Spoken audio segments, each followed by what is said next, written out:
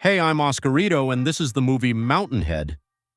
Four billionaires gather at a mountain house for a weekend getaway, but their vacation turns into a conspiracy to murder one of them in order to take over his company.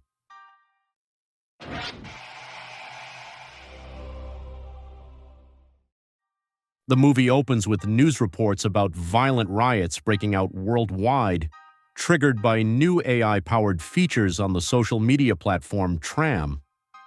The platform's founder, Vance, is thrilled by the success, though his assistant worries about how the authorities will react.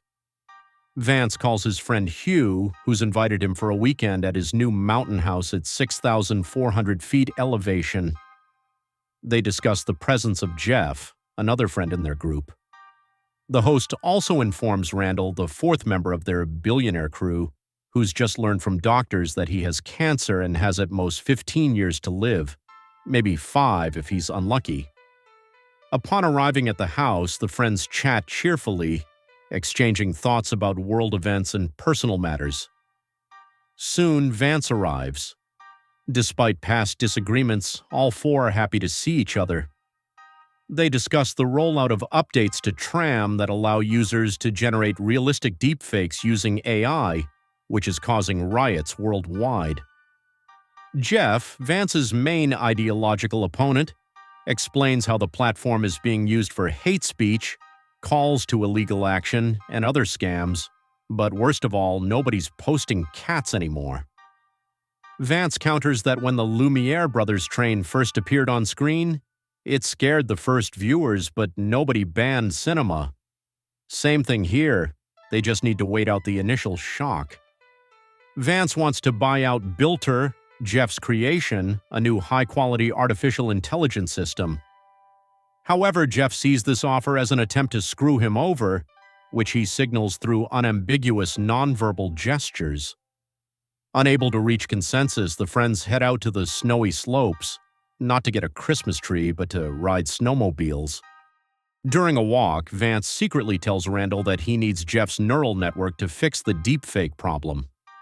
He also reveals plans to create a way to transfer human consciousness into virtual reality. This will take 10 years, or 5 with Jeff's technology.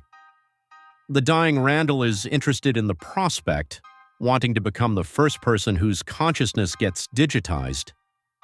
Hugh, the poorest of the rich guys present, confesses to Jeff that he needs $1 billion to launch his meditation app.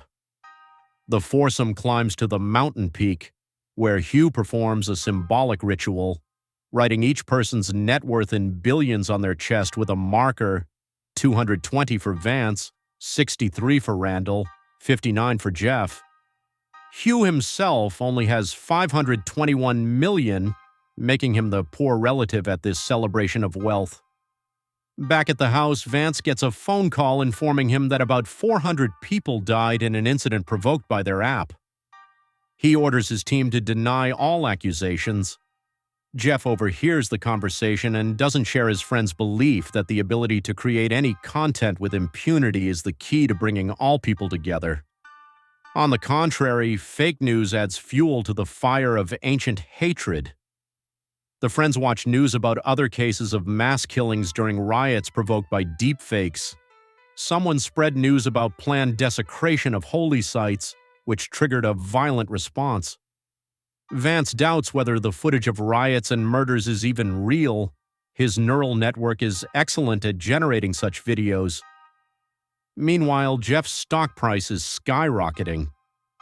When his wealth surpasses Randall's fortune, the elder friend suggests they celebrate by giving Jeff a captain's hat symbolizing second place in their group. But the celebration quickly turns into discussion about selling Bilter to Vance. Randall notes that what's happening represents a technological and cultural breakthrough that will lay the foundation for humanity's future. The four of them are leading this breakthrough. They decide to use their money and influence to install puppet governments in South American countries. Randall says this is the natural course of history. Nothing new is born without bloodshed. Vance believes this is how civilization rids itself of years of accumulated hatred. Randall declares himself and his friends the Bolsheviks of the New World, destined to create a new world order. Soon the president comes on the line. The assistant warns Vance that the government wants to shut down his social network because of the riots. Vance tells his friends they have the technical capability to stage a coup in the US and seize power. Jeff reminds them that while they control money and software, the government has the army, weapons, and soldiers. Randall counters that without technical support, the army would just be a bunch of unemployed men with useless scrap metal. When the house loses water, paranoia kicks in. They suspect the government intentionally cut off the water supply, and fearing assassins, they retreat to the basement bowling alley. There, discussion continues about seizing power in African or South American countries. Randall suggests Jeff and Vance join forces to take over the entire world and eventually enter technological singularity. Hugh gets word that France wants to block Vance's network. Randall proposes striking Europe by cutting off electricity. Vance goes outside to talk with his assistant Janine. She reports that Jeff's technology, which detects fakes, is neutralizing his neural network. Pretending everything's under control, Vance asks her to bring his son. That evening, Jeff talks with Randall, expressing concern about Vance's mental state, suspecting he's desperate about his company's impending collapse. Jeff asks the older friend to have a calming influence before they commit war crimes. As one of Vance's main investors, Randall could seize control of the company. After being reminded of his terminal illness, Randall visits Hugh to propose Jeff's murder, metaphorically at first, simple removal from business operations. The question quickly shifts to physical elimination. Vance joins the conversation. The plan becomes kill Jeff, convince his subordinates, seize Bilter, and begin developing singularity technology to save the dying Randall's consciousness. Succumbing to dark desires and the older friend's influence, the trio considers how to get rid of Jeff while avoiding punishment. Realizing their future victim can see them through glass doors, the conspirators hide in the laundry room. Eventually, they decide to make it look like Jeff slipped, fell, and broke his neck.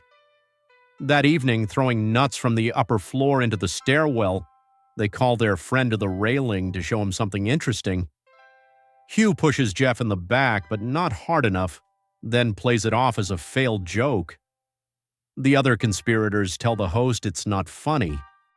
Later, while Jeff is on the phone, Vance and Randall apologize to Hugh. He rightly believes they wanted to dump the dirty work on someone they consider a loser. Jeff calls Randall for a private conversation, saying he wants to leave Hugh's house to avoid arguing about his refusal to sell Bilter. After this, the conspirators decide to finish off Jeff in his sleep for the greater good. Armed with a golf club, they sneak into their former friend's bedroom. Inside, they again disagree about who will do the killing and how. Locking themselves in the bathroom, the trio discusses the delicate matter. Eventually, they settle on suffocating him with a pillow. Returning to the bedroom, Randall takes a pillow from the bed and hands it to Hugh. He leans over sleeping Jeff, who's awakened by a phone call. The host tries to smother him while Vance helps control the struggling body. When Jeff breaks free from the would-be killers, Randall confesses they want to kill him for the future.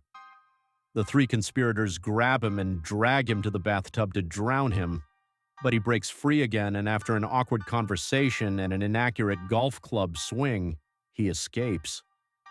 Hugh blocks the exits from the house. Soon they discover their victim has hidden in the sauna. The host locks the door with a pool cue. Then the killers pour gasoline under the door gap so the prisoner will die from inhaling the fumes. Realizing the idea is only admirable in its idiocy, they decide to ignite the liquid. While they argue about who will flick the lighter, Jeff uses a piece of paper to draft a deal for transferring Bilter rights. The conspirators agree to accept his terms, but to avoid legal risks, they bring in lawyers and company executives. In the morning, the trio celebrates signing the deal and the fact that Hugh has finally moved from the cast of pathetic millionaires to the list of respectable billionaires, even if worth only a couple billion. Hugh orders the staff to release Jeff from the sauna and escort him to his car. Instead of leaving immediately, he comes to the kitchen to give his former friends pre-prepared gifts, Japanese whiskey. When Jeff gets in the car with his wife who came to pick him up, Vance taps on the window. He confesses that the murder idea belonged to Randall. In response, Jeff says he won't just hand over his company and challenges him to a competition. Vance happily accepts. Randall watches from the window as the car drives away, realizing he won't get his digital consciousness copying and will die like an ordinary person. Left alone at home, Hugh launches his meditation app on his phone and smiles. The movie ends there.